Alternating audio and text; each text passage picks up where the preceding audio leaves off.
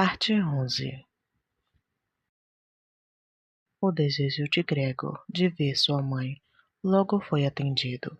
Durante o dia, por consideração aos seus pais, Gregor não queria se mostrar na janela, mas não podia rastejar muito nos poucos metros quadrados de chão, mal podia suportar deitar-se calmamente mesmo durante a noite. E logo, a comida não era mais o prazer que tinha. Então, ele se arrastava por todas as paredes e teto para se distrair. Ele gostava de se pendurar no teto em particular. Era bem diferente de se deitar no chão. Respirava-se mais livremente. Um leve balançar atravessava o corpo, e na quase feliz ausência de mente em que Gregor se encontrava lá em cima, podia acontecer que, para sua surpresa, ele se soltasse e aplaudisse no chão. Mas agora, é claro, ele estava no controle de seu corpo de uma maneira completamente diferente do que antes, e não se danificou mesmo em uma armadilha tão grande.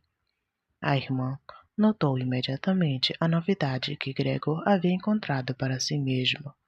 Ele deixou traços de sua cola aqui e ali, enquanto rastejava, e ela a colocou em sua cabeça para possibilitar que Gregor rastejasse o máximo possível e se livrasse dos móveis que o impediam, especialmente a arca e a escrivaninha.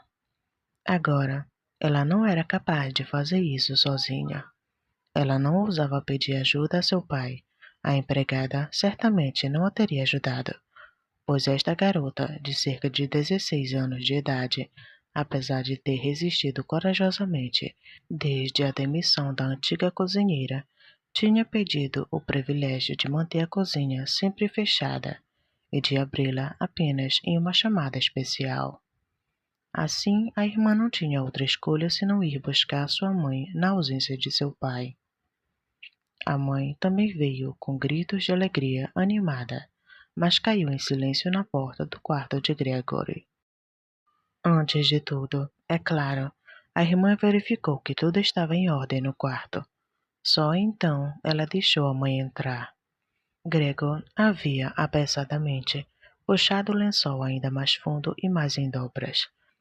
Tudo realmente parecia apenas um lençol jogado sobre o sofá por acaso. Gregor também se absteve de espiar debaixo do lençol desta vez. Ele se absteve de ver a mãe desta vez, e só estava feliz por ela ter vindo, afinal de contas. Vamos lá, você não vai poder vê-lo, disse a irmã, e aparentemente ela conduziu a mãe pela mão. Gregor agora ouviu as duas mulheres fracas movendo o pesado e velho baú de seu lugar. E como a irmã sempre tomava a maior parte do trabalho para si, sem prestar atenção aos avisos da mãe, que temia que ela se exercitasse demais, demorou muito tempo. Depois de um quarto de hora de trabalho, a mãe disse que era melhor deixar a caixa aqui, porque, em primeiro lugar, era muito pesada. Eles não conseguiriam terminá-la antes da chegada do pai. E com a caixa no meio do quarto, elas bloqueariam todos os caminhos para Gregor. Mas, em segundo lugar, não era de todo certo que Gregor ficaria satisfeito em ter os móveis removidos. O contrário parece ser o caso para ela. A visão da parede vazia deprime seu coração. E por que Gregor não deveria sentir o mesmo, já que ele está acostumado com os móveis e vai se sentir abandonado na sala vazia?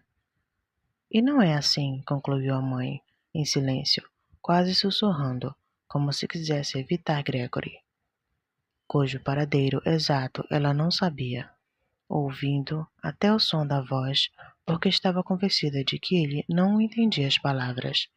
E não é como se, ao remover os móveis, mostrássemos que estávamos abrindo mão de toda a esperança de melhoria e o deixássemos impiedosamente para si mesmo. Penso que seria melhor manter a sala exatamente nas mesmas condições que estava antes, para que quando Gregory voltar para nós, ele encontrará tudo inalterado e achará mais fácil esquecer o tempo entre as duas coisas. Ao ouvir estas palavras da mãe, Gregor percebeu que a falta de qualquer contato humano direto, combinada com a vida monótona no meio da família, havia confundido sua mente durante estes 2 meses, pois, de outra forma, ele não poderia explicar que havia pedido seriamente que seu quarto fosse esvaziado. Será que ele realmente queria transformar o quarto quente, confortavelmente mobiliado com móveis herdados em uma caverna, na qual ele seria capaz de rastejar sem ser perturbado em todas as direções, mas, ao mesmo tempo, rápido e completamente esquecido de seu passado humano? Ele já estava perto de esquecer, e somente a voz de sua mãe, que não era ouvida há muito tempo, o havia abalado. Nada devia ser removido, tudo tinha que permanecer. Ele não podia prescindir dos bons efeitos dos móveis em sua condição. E se os móveis o impedissem de fazer a rastejada sem sentido, não era um dano, mas uma grande vantagem. Mas a irmã, infelizmente, tinha uma opinião diferente. Ela tinha o hábito, embora não totalmente injustificável, de aparecer como uma especialista especial para seus pais ao discutir os assuntos de Gregory.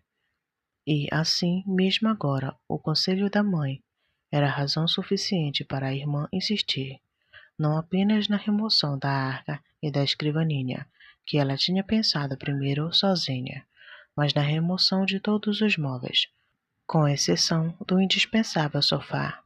Claro que não foi apenas a provocação infantil e a autoconfiança que ela havia adquirido recentemente, de forma tão inesperada e com grande dificuldade, que a determinou a fazer essa exigência. Ela havia observado que Gregor precisava de muito espaço para rastejar, mas que ele não usava os móveis no mínimo, tanto quanto se podia ver. Talvez fosse também devido ao entusiasmo das meninas de sua idade, que buscam satisfação em cada oportunidade, e através do qual Gretchen agora se deixou tentar tornar a situação de Gregor ainda mais assustadora, para que ela pudesse então fazer ainda mais por ele do que tinha feito até agora.